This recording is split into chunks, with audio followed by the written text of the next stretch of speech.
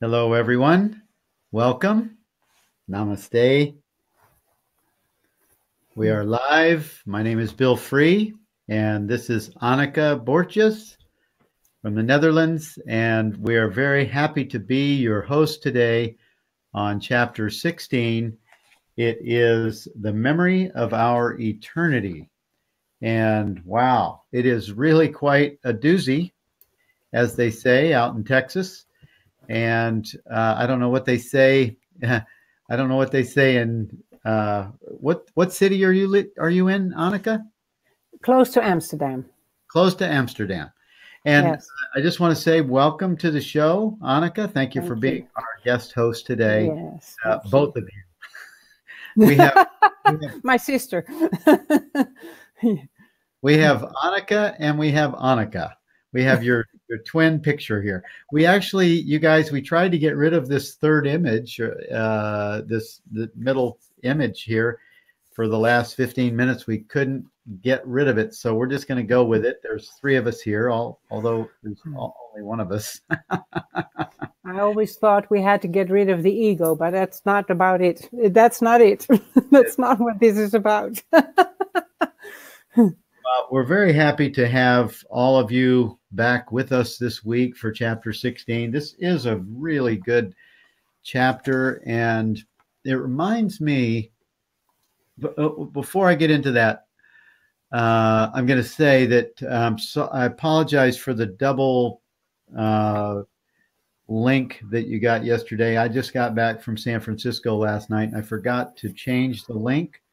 And so sometimes I do that, and it just, have to avoid it. It just happens.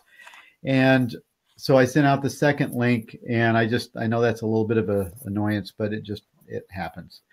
And one of the things that I wanted to say is that when I started reading this chapter, chapter 16, The Memory of Our Eternity, I started remembering when I first got into the spiritual arena, when I went from this born again experience that, I think I've always been chasing after God.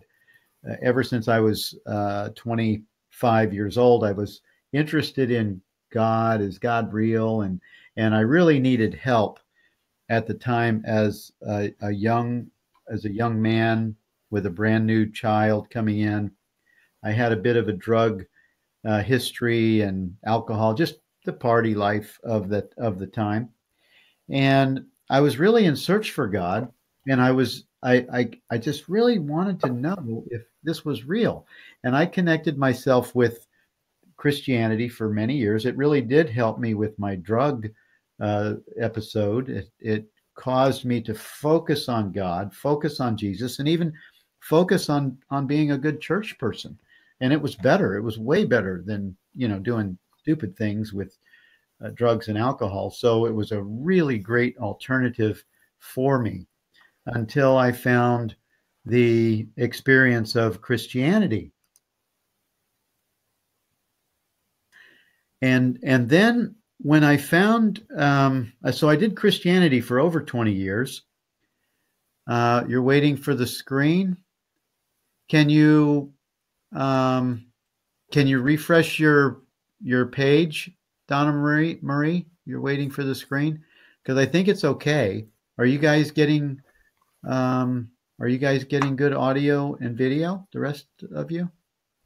We have about 16 people that are watching. Anyone else getting a view or not getting a view? Try refreshing your page if you can, Donna Marie. That often helps. Catherine is getting a good video and audio. And okay, good. Thank you for letting us know that. So just try refreshing, Donna Marie. And so I want to say that when I first got found the Course in Miracles, or actually other things, uh, I was looking at the science of the mind. I was looking at the Kabbalah. I was looking at other things before I found the Course in Miracles and before I found the spiritual ideas that really, really made me know that I was on track. I was seeking after God with my whole heart, and because I was seeking after the knowledge of what we are, I feel that the knowing of what we are was what kept making itself more available, more and more available. And I remember when I first found the spiritual side of it, I was thinking, I went to my ex-father-in-law, who was the chairman of the board of the Moody Bible Institute in Chicago. He was a really high-ranking official at this university of Christian study, if you haven't heard of it. And I said, I have a different picture about God now, because we used to think of God as being, God, why does God let this happen? And why does this happen? And what about, and we would always put God in the past, or we would put God in the future. And I remember saying to my to my past father-in-law that, I think God sees everything at the same time. I think God, if you take a football field and you draw an oval shape and you put yourself in the center of the football field, and you put 0 on one side of the field, and you put 1,000 years, 2,000 years, 3,000 years, 4,000 years, and you put it all in sequence, I think he sees everything at once. He doesn't see things in sequence. And in fact, you could even say, take the numbers off. And that's what this chapter is talking about. You take the numbers off, and God, the God self, the awareness of what we are, the awareness of itself, is seeing eternity in one snapshot. And that's kind of that same, but I mean, I was looking at it very primitively, and you should have seen my father-in-law's eyes when I said that. It got very big, and I was losing it. It was really quite funny to have that experience. And this chapter reminds me of that conversation that I had. So anyway, Annika, I'd love having you on the show this week. Thank you for being our guest. And tell me what your take is. What's your takeaway? What's your favorite parts of this chapter? Do I have to show the book again? All the underlining and all the circles, and this time just also for the co-hosting. It was so much that I started making these notes on every page, what was most important to me. Are you still here, Bill? Okay, well, I only see myself, so I just continue speaking. And I'm not sure if Bill still is here, because we have. Can you hear me? Yeah, I can hear you. Okay. Suddenly the 4 pictures. program had 4 of us, and I expanded the screen so that we're only looking at you for right. Okay, good. So I think that's going to be better. I see you small in the bottom. Sorry, everybody, for all this hassle, but it's how it is. This is perfect. Okay.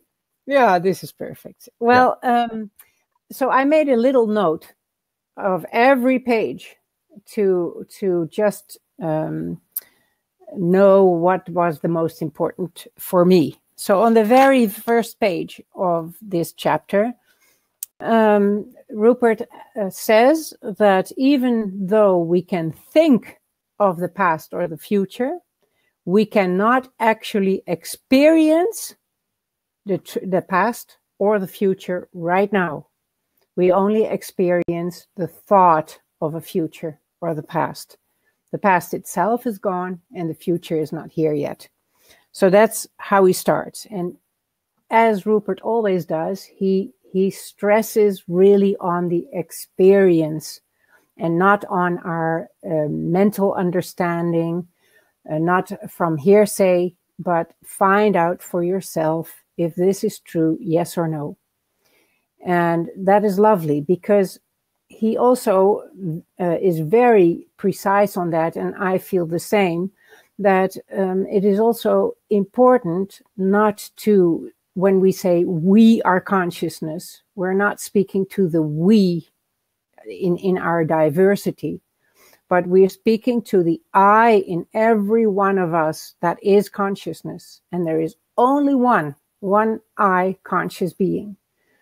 So it's not we are having consciousness. It's I consciousness arising as all these experiences. And through the mind, it seems that there is time and space. And that's where this chapter speaks about a lot. Yeah. And in the very next page, What page are you on? I have to look with the light. 152. Okay, thank you. The second page of this very chapter. Okay. And first he starts speaking about time. Is that true what I'm saying? Mm-hmm. Or first about space? 1 second. No, he starts talking about time. Experiencing. Yeah. Yeah. I'm not going to hold the book in my hand too much because because then I start and reading and finding, and I'd rather speak from my own experience. Yeah. And when we speak about time, and I did a lot of exploration on that end, but there is a very easy one, like asking ourselves the question, when does this now begin? And when has the now that I spoke of ended? Can you ever find a beginning or an end to now? And when we check that, can you tell when now starts and ends? No, it's impossible to find like, oh, now has, when we look at the clock, but that is a concept. The clock says 1 minute is gone. But really, from our own experience, check how long does this now last, this very now. Which very now? Because the last now, when is that gone? So it's impossible to say that. And when we really explore that, you see that time does not exist. Not in the experience of I, conscious being. Yes. When we ask the mind can only experience time because it says one word after another. It's his example about the book. You read page after page, word after word. But he also has these meditations where he says, when I, consciousness, check with the words, where do I, consciousness, experience them? And then the sentence and the word and everything, and then it appears all to be the same consciousness. So that's what he actually does the whole book. And in every retreat and in every video, he brings us back first to the experience that I am consciousness. So when we are saying we are consciousness, we're not talking to the we person that we are. We're talking to everybody's I am. I am consciousness. So first he brings us back to consciousness, and then check the reality that we thought was the reality of all the separate things and limitedness and division. And then he helps us deeper and deeper and wider to see that there is no time and no space. And there are many examples how we can do that. And what is very important to say, that it is not that I, consciousness, am all things, but all seeming things and appearances are made of what I am, and that is conscious being. And consciousness does not have to do anything to experience itself. It only has to be itself to experience itself, to know itself. Well, now there were 6 pictures, so there's many more of us. Well, doesn't matter, but that's what I just love about this. So every page, do you feel like me mentioning per page what I love about it, or do you want to say something, Bill? Well, thank you for pausing. Can you hear me? Yeah. I love the way you're explaining this, Annika, and you're making it very clear that in order to experience this thing, this symbol really that we call now, we actually can only experience it now. It's impossible to experience now, in the past, or the future. And it is the experience. I love the way you describe the way Rupert presents this in his retreats and also on the videos, because this is an accurate way that he helps us to come into the full experience of this understanding, because I don't feel that you can have the understanding without the experience of it. Yeah. And his descriptions of it are they lay the words out in such a manner that we can come into the recognition of the experience, so that we can prove it. We can prove out, the investigation proves out what he says. Yeah. And I sort of love what David says. He says, most others don't want to understand a fundamentally opposite way of viewing reality, but they do all seek it in some way. But very many people seek this inner sense of there must be something different, or it should be possible to be happy, in the direction of the phenomena and in the direction of the appearances and the floating. But when we ask awareness, which is what we are, I am a consciousness, a conscious being, it sees no other, and it sees no problem, because everything that we experience as things are fundamentally made out of consciousness. And once we start to discover that, whoa, I get excited.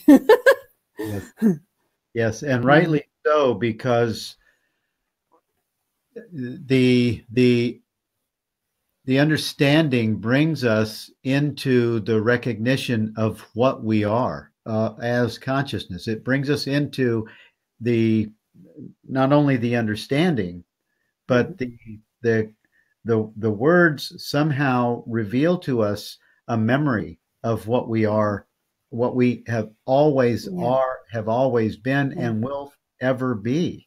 Is this experience of, and for us to be able to speak about it, that blows my mind, that we can speak about the unspeakable. We can speak about the formless, and we are that.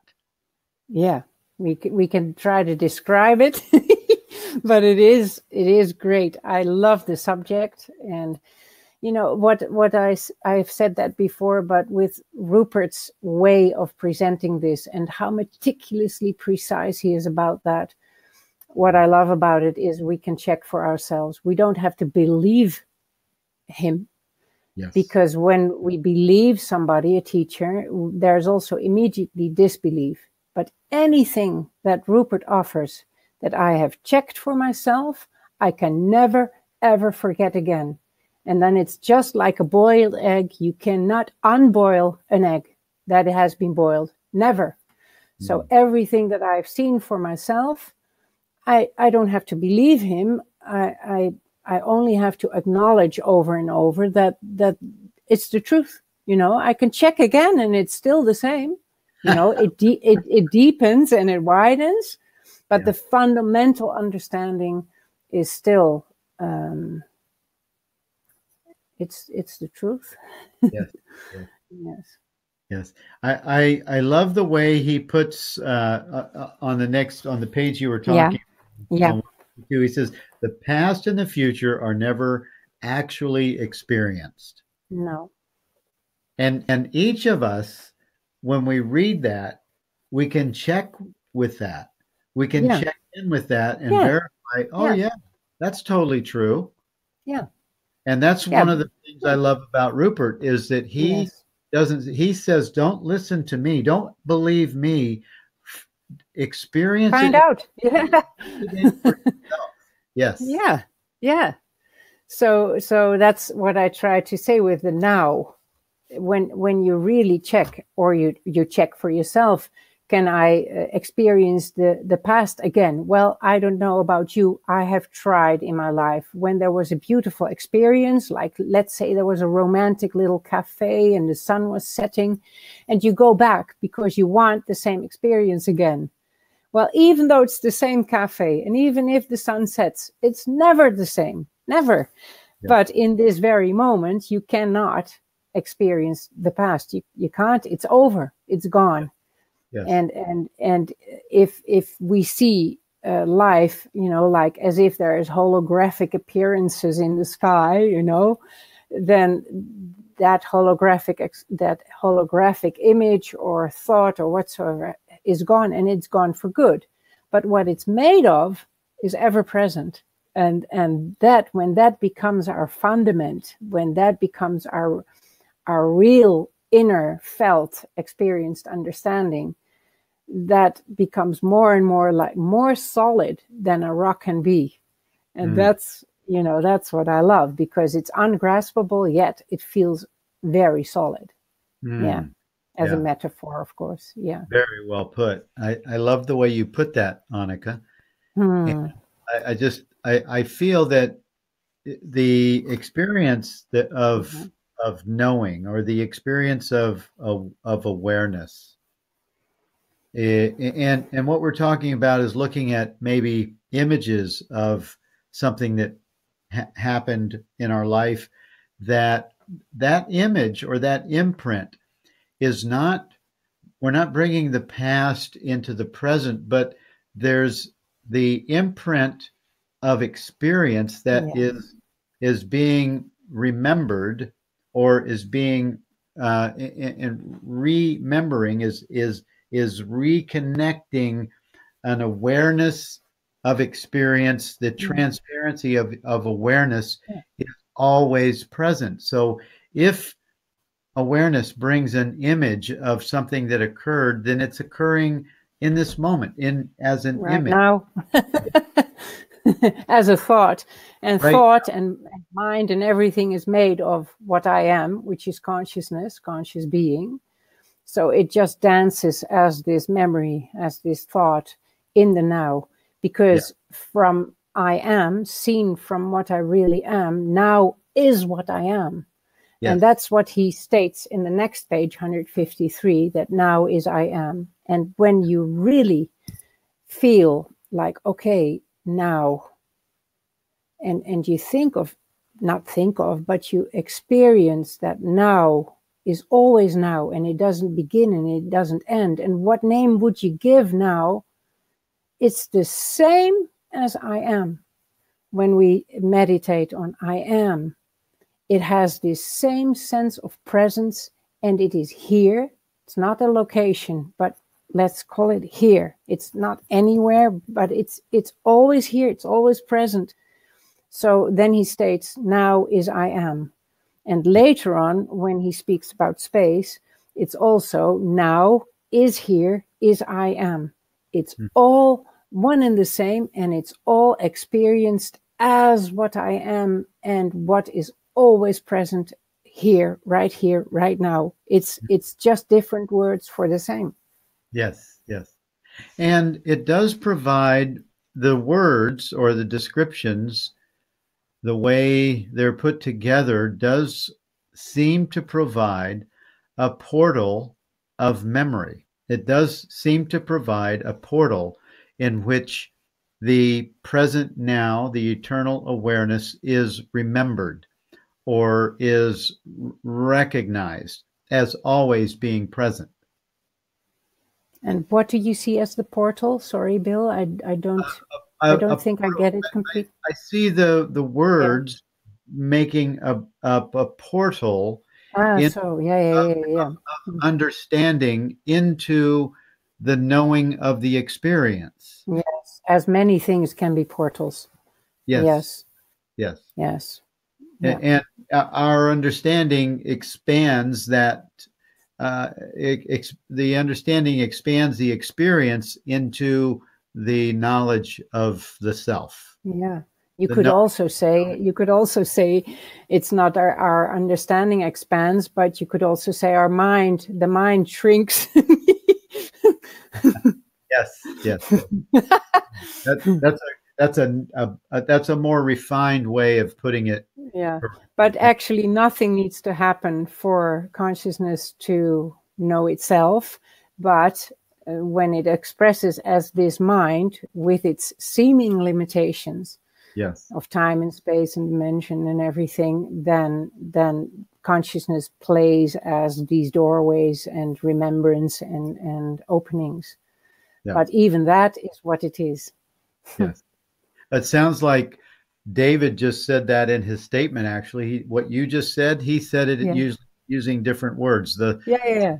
The suspension of the mind in sleep or meditation is not a trance, hypnosis, or drug, No. but our natural state, free from mind, Right. perceptions. So the mind, as you said, shrinks and consciousness expands or is revealed. It's actually consciousness is more revealed in the shrinking of the mind, I guess. Yeah, but you know what is so beautiful, and I love that about Rupert too, is that first we have the neti-neti process, which is I am aware of all my thoughts and of experience and of the body. I'm not the body. I'm not limited to thought. I'm not limited to the mind. But the second step is, I am also mind. I, consciousness, am also thought. I'm also the body. And when that even goes deeper, then there is nothing but I, consciousness. And then we don't have to differentiate anymore. That's not necessary anymore. Right. So right. that's great. Well, go ahead. Go ahead. I was just going to say that at some point, we, as we're recognizing the experience to be what seems to be more and more of a permanent knowing of the experience, it seems like before that occurs, it's almost like we have a shift, or we have a recognition of something not being totally on. Maybe we notice that we're off, we're drifted into the more finite experience, something. And I feel it is awareness that helps us to remember, oh, wait a minute, I've forgotten who I am. And in that recognition, we are back into instantly. We're back into the infinite self of awareness as awareness. Yes, and and ultimately, it's all the dance of conscious being itself, and that nothing is needed for that to be remembered or whatsoever. But because consciousness freely seems to confine itself to a limited being, to a mind, and so forth, there is this play of remembrance and of opening and portals, etc. Yeah. But somewhere later on in this chapter, he also speaks about Baliani, that he with a capital letter only veils himself with himself. So it's never not I, consciousness. Yes. And that's the discovery, so to say. I thought I'd bring the booklet. Okay. Oh, good. Oh, that's the Baliani. Yes. Know yourself. Okay. Yes. And Rupert has a video where he's reading from this booklet, and it's also called Know Thyself. Know Yourself. I'm sorry. Know Yourself.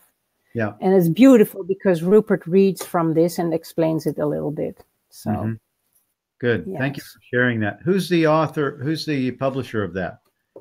Let me see.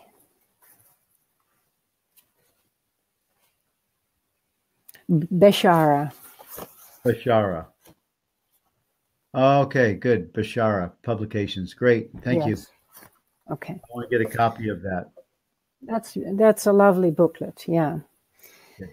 Well, and what David spoke of the deep sleep, because that's what Rupert also speaks of, that we are tempted to think that when we go to sleep, that consciousness is no longer there, but it's the mind, the activity of consciousness as a mind is not there.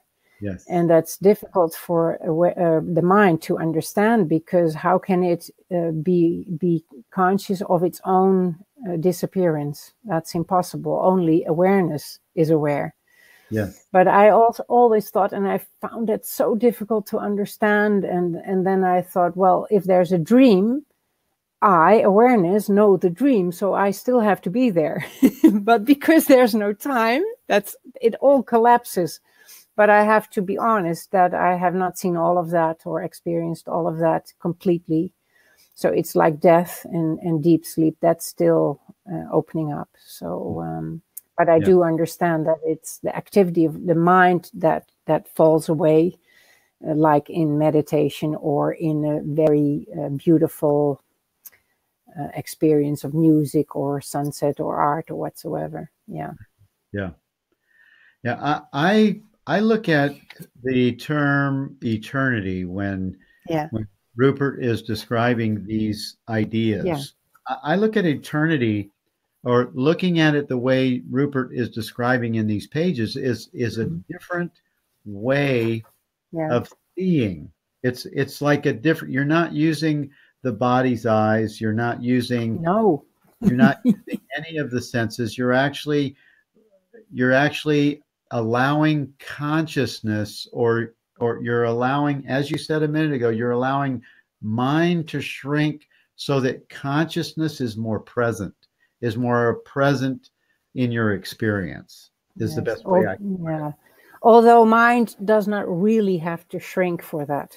There's nothing needed with mind or for mind, but it's what you spoke of that shift. As soon as we again think, oh, who do I take myself to be? Who I? Which I? To whom do I refer when I say I? And as soon as we remember again, oh, but I am awareness, the mind can do whatever it wants. Really, it does not have to shrink. It is more like oh yeah, here we are. This is what I am. Yeah. I cannot hear you, Bill. I cannot hear you. Okay. Hear me? Something keeps happening with the screen. I don't know. It's doing it on its own. The weirdest things. Yeah. Yeah. The part that's hard to explain is that as soon as I start to explain what the mind is doing, we're working with words within the mind of the experience that is not the awareness of the presence. And so it is hard to describe some of these details without canceling the description. Yeah, that's true. Mind only has the availability of the learned words and the experience of time and space. So yes. Yes. And where you just mentioned that now is I am, I feel that that's why all of us that are on this journey of being aware, or on the understanding and knowing of this experience of being, that's why we all get so excited about the words I am, or now, or that awesome image that you made, that doorway portal where I is on one side and just awareness is on the other side. And it's when we come through the doorway, or the portal, so to speak, into the I am, that's when we begin to experience the finite self that we thought we were. We begin to experience from there. We don't experience the finite self as awareness. Awareness doesn't experience it finiteness. It knows finiteness. Well, as a reflection of itself. What I am discovering is that when I ask I awareness if it sees anything finite, it does not. Okay. It only sees itself. Okay. But well, it was quite a while ago. I wanted to see that I, awareness, am everything. And I thought that would be an extraordinary experience of transparent trees and everything. But it wasn't. And I couldn't get it. And I was trying with my mind to see that I am everything. But then I let go of it. I thought, well, if conscious being wants to reveal that it is everything, then it will do. I cannot do that with my mind. And at a certain point, I started to see, but it's not that I, consciousness, am all things, but all seeming things and appearances are revealed to be made out of what I am. And then when I ask what I really am, I, consciousness, it only sees itself. It is itself by being itself. But it can dance as there's diversity and seeming limitness and so forth. Mm-hmm. But that's always the paradox of the whole understanding. It all depends on from where we look and as what we see. So yes. I don't know. It's a miracle. It's just a miracle. Yeah. Yeah. Yeah. It is a miracle to have these kinds of this clarity of being. Yes. It's the clarity of being, and it does have a quality of feeling to it. Even yes, you have it has this quality. The knowing has, and the I don't know. I would say the most I can say is the joy that comes in this understanding has a I'm excited about these ideas. Yeah. This experience. It makes me joyful. Yeah, it's waking up. Yeah. Sitting up straight and getting excited. Yes. Yes. You know, and there's so many explorations. It's like when we look at space, you know, we have learned that just imagine a tiny airplane is up high in the sky. And we have learned when the sound is low, it's far away. And when it's coming higher, it's closer. But then, for instance, Rupert invites us to hear the sound just for what it is, without distance, not mentioning it's far away or not. So you hear, and you think, oh, now it's gone away. But the sound itself, even though maybe louder or more intense, is always experienced right here. And it's not a location, but that's the here. That is the now, and that is what I am. So there's all these explorations that you can see. There is no space. And ultimately, you could even say that what I really am as consciousness is the substance of everything, like the screen and the movie. There is no distance whatsoever between what arises, how the screen modulates itself into whatever kind of movie. It's still the screen, and there is no distance whatsoever, yet the screen is free of it. Mm-hmm. That's the exploration. So that's also a nice metaphor for space. Yes. That there is no distance. Right. And there's many things we can do to check, like, where do I experience this? And you know, and that's always, you can always say here. Well, where is that here? Well, here, wherever I move or whatever I do, it's always here. And so you can see for yourself. Mm-hmm. Yeah. Yep. What do you think of the part in this chapter that where he gave you the image of a dot? Where he's about with the book, you mean? Yeah, he talks about making. It might be in the last. It might even. I mean, I'm going way past. Well, yeah. Okay. Well, you tell me what he says, because I have other things that jumped out for me. Okay. You know. You tell me what jumped out at you, and see if I can get back to that. Well, if you're speaking of a dot, you know what that triggers in me? I'm also an artist, and I thought, imagine I would make an image of the word I, just I, which is what I am. Imagine I would zoom out and out and out and out. At a certain point, you would not be able to read the word I anymore. It would vanish and everything would become white. And when I would zoom in and in and in and in, the whole thing would become black because I come closer and closer to the I.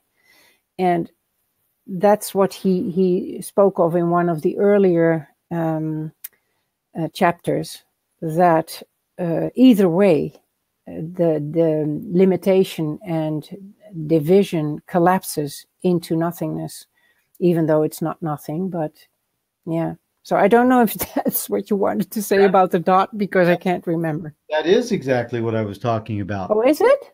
Yeah. Okay. Is your picture still there? Because mine's gone. I can see you small and I'm still here, but my whole screen is gone. David said that he lost his screen. I'm going to go out and come back in. I hope it doesn't turn us off here, but I'm going to try to go out and come back in. Maybe I have to try to come in again, and it takes a little while, but you just try, okay? All right, I'm going to see because I can't see you or anybody now. So I'm just going to see what happens. Let's see what happens. Weird.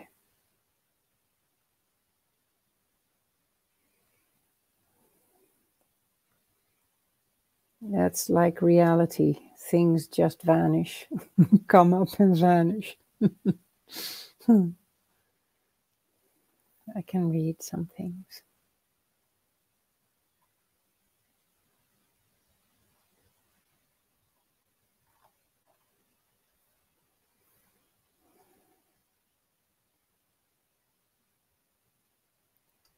Yeah, are you there, Annika? I'm here, yes. Okay, I still can't see anyone. Well, let's just carry on. And can others see us now? I don't know.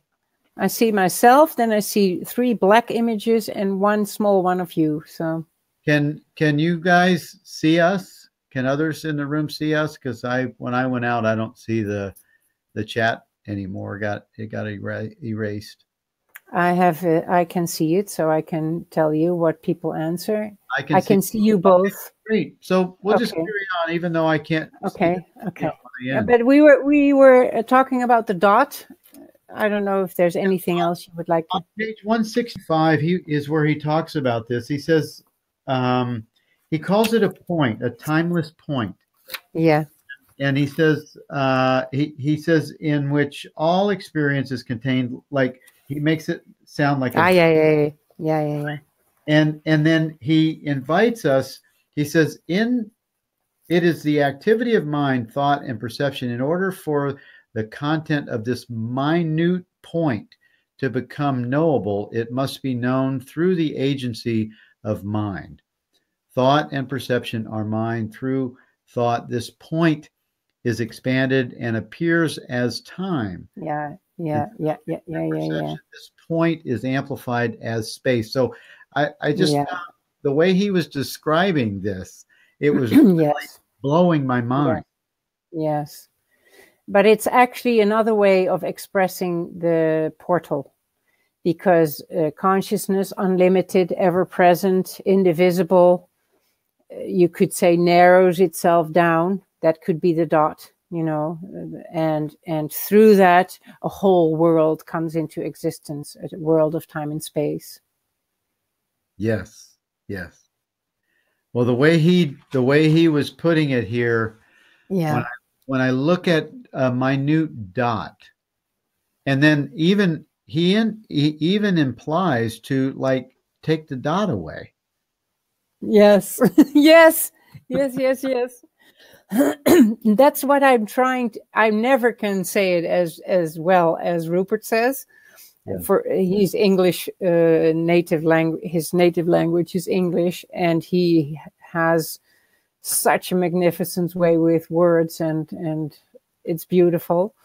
But that's what I mean. The more we see that there is only I consciousness, there is no more dot, and that's what I meant when I said that then even the mind, perceptions, images, thoughts, everything is the dance of consciousness, just to give it that name. It's just all what I am. There's only he. And then at a certain point, he has these meditations on transparent body, luminous world, where he just reveals that there is only emptiness, but it's not a dead emptiness. It's a very alive knowing, self-knowing, being, endless, limitless, indivisible field. It's not even a field. And then there's nothing in there anymore but this presence of knowing. Yes. Yeah. And you were sharing with me before we started the show. Oh yeah. Today, from this. Yeah. This book, Transparent Body, Luminous World, that chapter 17 was one that was really meditation 17. Great meditation practice that he has. Yes. You want to tell me a little bit about it? Because what he says is, of course, it always starts first. He says, not imagine, but know that you are the I conscious being, that you are this aware presence, and then make a hole in the top of your head. That's the way he is gonna reveal that the body is not a limited, solid thing, because as long as we think that we are the body, then there is me, this body, and you, that body. And when I look from a me housing in this body, I see things. But when I know that I am consciousness and there is not even a limited body, then you see that what I am is an endless, eternal field. Now, and he has these meditations on CD with that book. And then that empty awareness is streaming into the head, and then first behind the eyes, and then it floods in this loving empty space, and the eyeballs just pop out of the sockets and they drop on the floor. And then this awareness that comes into the nostrils and in the mouth, and the tongue and the teeth fall out and whatsoever. And it's pretty when you imagine, you visualize that, and that awareness, and that comes streaming in. And finally, at the end, this all expands into space, and there is only I conscious being left, nothing else.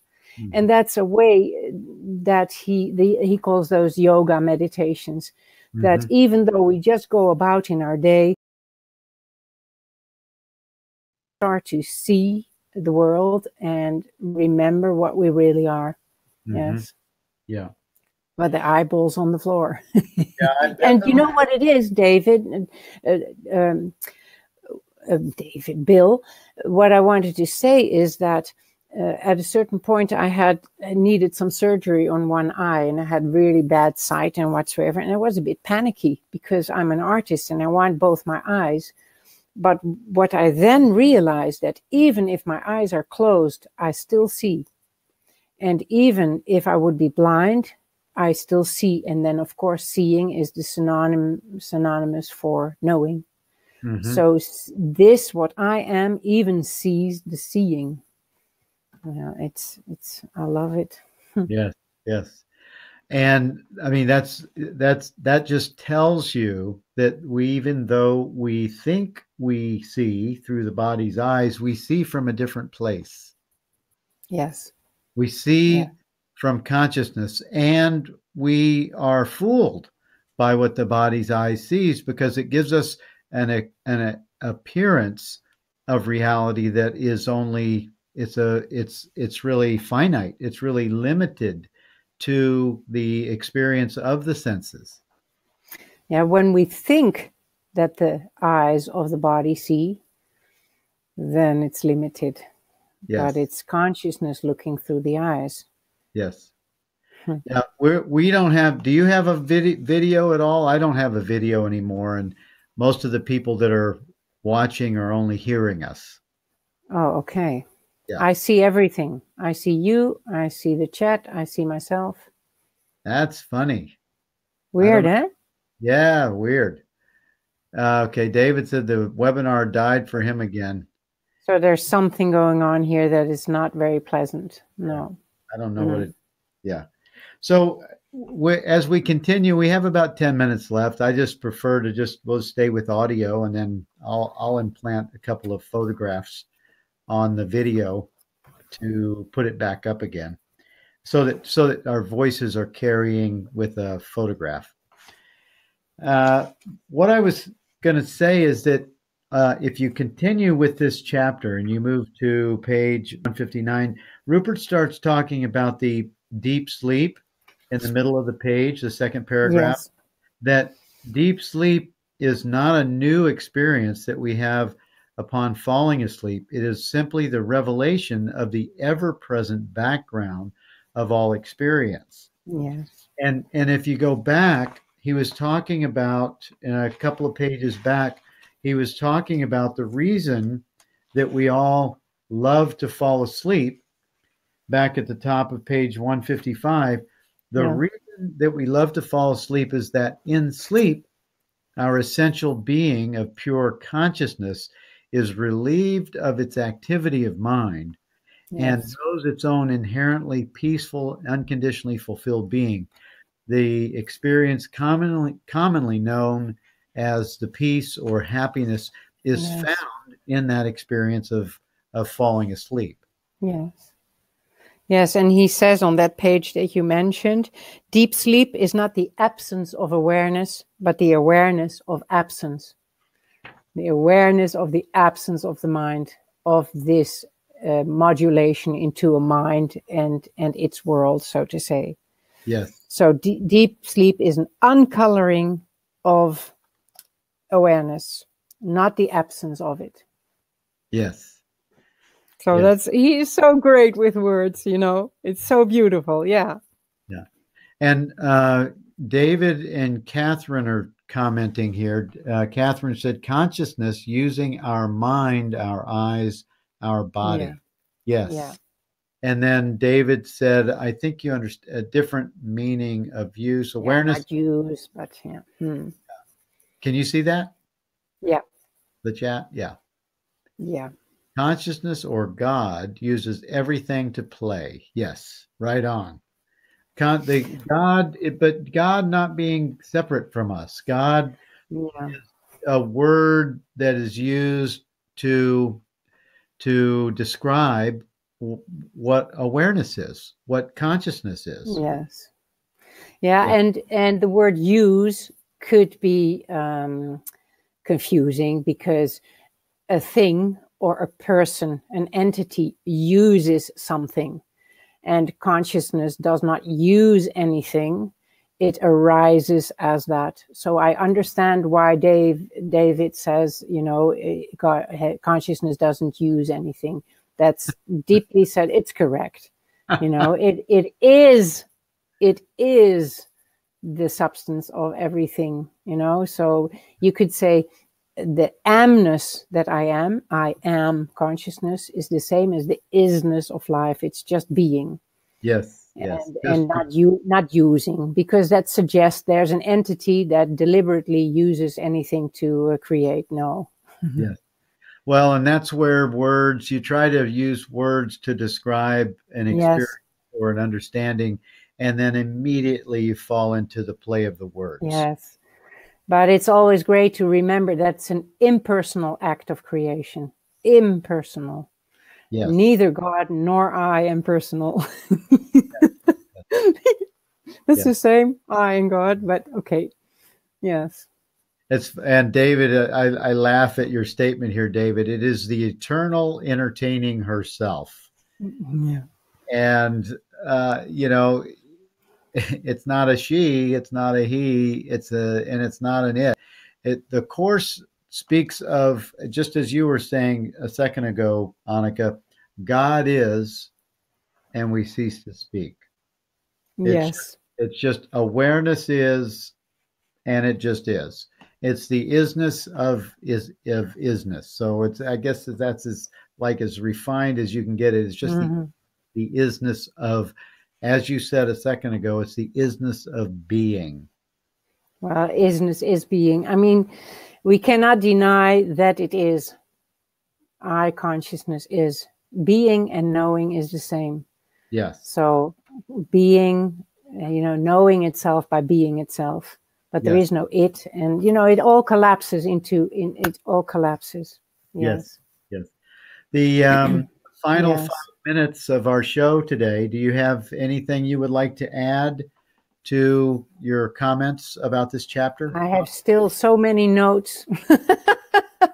Give the highlight. What's your highlight of the chapter? Well, my highlight is wait 1 second, because I did write it down. What I wrote at the end of the whole chapter is there's one I, one now, one here, one mind, and it's all I conscious being. So it's only I conscious being. That's it. Yes. That's it. That's the discovery. Yeah. Good one. Good one. I am going to say what I think was just a profound statement on the last page of this chapter, is where Rupert says, we are literally each other. Yes. We are literally each other. Yes. And it's just as you just said, there is no person really. There's no personal self. It's an impersonal I. Yes. But even when I arises and modulates itself into all these beings, you, me, David, Catherine, every single mind and body and being, it has that potential to do that, and still it's only made of I. So there is just one. Yes. Yes. So we are, even though we are unique expressions, in unique individuations of consciousness, it is still made of consciousness. Mm-hmm. Yeah. Yeah. It has to, as Rupert would say, it has to refract itself into these, into being less than what it really is in order to have the finite experience. Yes. But once we dive into it, we see that even that is he.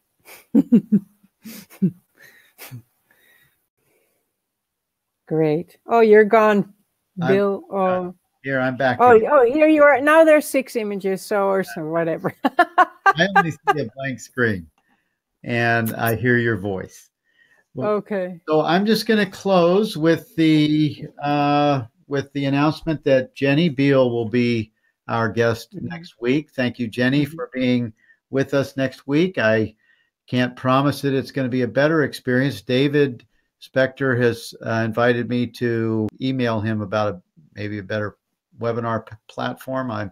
I'm open to that, but I don't know that we'll change it in the last 2 chapters. Chapter 17, Consciousness's Dream, is next week's chapter, and Jenny will be our guest to unpack that one a little bit. Thank you, Jenny. And then the idea that I had for chapter 18 is that all of us come together on the final chapter and join together as 5 images, but Jenny will be traveling, so she won't be able to join us, but I'm going to ask the others, Andrea and Kimberly and Annika and myself, and we'll just come together and we'll kind of close out this book, The Nature of Consciousness, with chapter 18, if everyone else is able to join us in that way.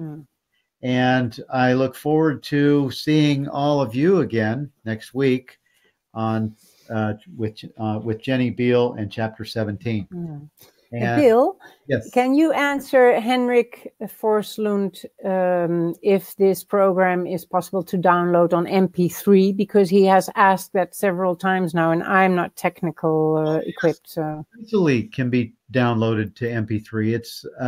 It's an application. It's a free application where you can turn a video. You can go to the YouTube channel. You can download the YouTube channel. You can convert it immediately to an MP3 file yourself. Okay. And if I didn't have so many other projects, I would say I would be happy to do that, but I just don't know when I'll have time.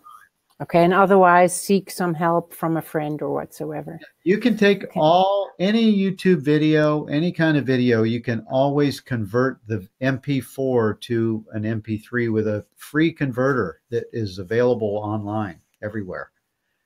Yeah. Okay, well, I just saw him ask that once again, and I thought I'd just address it. Okay. Thank you for addressing that. I appreciate it. And thank you all for joining with us. I bless you, and I thank God for you. Bye-bye, everyone. Bye-bye. Bye, Annika. I love you. Bye, Bill. Love you.